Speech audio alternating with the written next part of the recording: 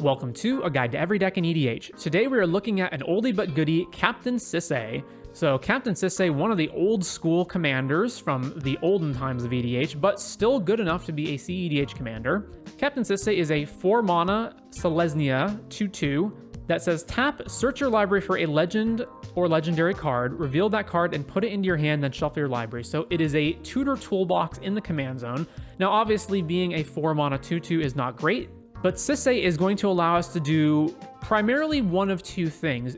Go and find Stax pieces that we can use to disrupt our opponents, and go and find combo pieces that we can use to win the game. So here's the combo pieces. There's a lot of different permutations of what you can do, but some of the big ones are things like turning your lands into creatures, primarily Gaia's Cradle, and then comboing that with untapping effects so that we can, for example, turn a Gaia's Cradle into a creature and then have a way to untap it so that we can keep tapping the cradle and untapping it to generate infinite mana. We also have things like Living Plane, which is going to be the centerpiece of numerous combos. So turn all lands in play, including your opponent's lands, into 1/1s. This can be combined with Linvala to either make it so that our opponent can't activate any of their lands, or Elesh Norn so that all creatures get -2 or all opposing creatures get -2, thus killing all of our opponent's lands. We have Kogla as a way to bounce a human to our hand, and that's going to mostly be used as a way to bounce Village Bellringer so that we can keep playing this. Again, we want ways to untap stuff, so Village Bellringer is going to be our main out here. And there's just a lot of combos. It's going to be way too numerous to go through here. If you're interested, you can plug all of these cards into Commander's Spellbook, and you can see all of the combos and the exact step-by-step breakdown as to how they work. But again, it's mostly based on turning lands into creatures and doing something that involves our opponents basically being staxed out of the game or generating infinite mana. Obviously, any untap effects are also going to be excellent with Sisay, because the more we can untap Sisay, the more we can tap Sisay again and go fetch up more pieces. We have a little bit of card draw in Sylvan Library Esper Sentinel in the One Ring, Nissa Resurgent Animist as another means of generating mana and tutoring up elementals.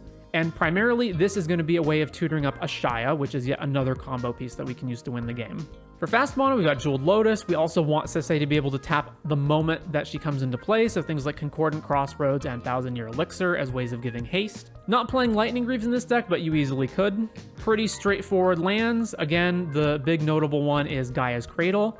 And it is worth noting, again, that because Sisay can grab legendary cards, that includes lands. So Sisay is going to be able to grab Gaia's Cradle or Nykthos as, big mana generating lands. Take note that a lot of our combo pieces are also legendary, so things like Kamal, Emil, Ashaya, Kogla, Elesh Norn, Linvala, the One Ring. There's lots of different things that you can go grab with Captain Sisay. Another combo worth pointing out is Yavimaya, which turns our other lands into forests, and this is going to be important for things like Quirion Ranger as an example, something that can bounce a forest back to our hand and then we can replay it and use it again. Ashaya similarly has that same ability of turning creatures into forests. Homeward Path. So there's a number of things besides even just Sisay that are going to allow us to go grab lands out of our deck. And this is one way of making sure that we protect Sisay. So if our opponent has a control effect like a Gilded Drake and they steal our Sisay, this is a way of making sure that we can get her back.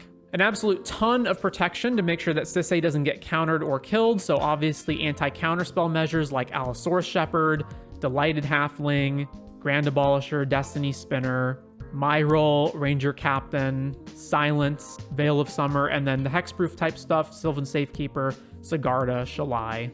And again, note, a lot of these happen to be legends as well. Shalai, Sigarda, Myral. It's also worth noting when we can that because the deck has infinite mana combos in it, anything that is an outlet for that is a secondary use of ways to kill our opponent. So things like Destiny Spinner or Allosaurus Shepherd can potentially be used as beatdown plans, Shalai's ability to pump creatures. Anything like that potentially has the use of, we have infinite mana, we produce a gigantic board of beaters and just kill our opponents by attacking them. Ton of ramp. Again, we're going to want as many ramp as possible, especially in the form of creatures because we're going to be untapping them. Number of removal pieces, mostly in the form of White Exile effect. And then we've got our Stax cards, so Mind Sensor, Blind Obedience, Collector Oof. You'll note that most of our ramp is not made up of artifacts, and while of course we do have the obvious ones like Chrome Mox, Vault, Crypt, Diamond, and Soul Ring, the other ramp spells are not artifact based. We are going to be shutting off artifacts in a lot of circumstances, so things like Collect Roof are going to be useful.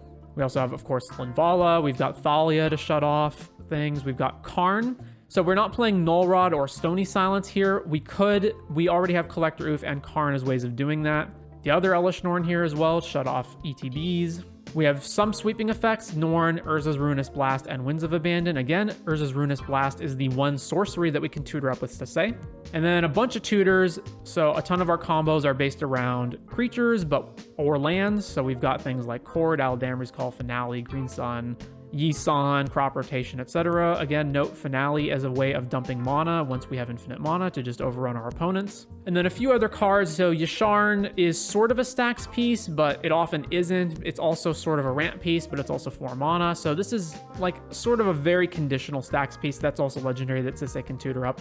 Endurance is a way, again, hating graveyards or potentially recycling things if we've gone through a lot of cards. We also have untapping effects in Quirion Ranger, Sting the Glinting Dagger, and Thousand Year Elixir as ways to untap Sisay so we can tap her again and go fetch up additional things.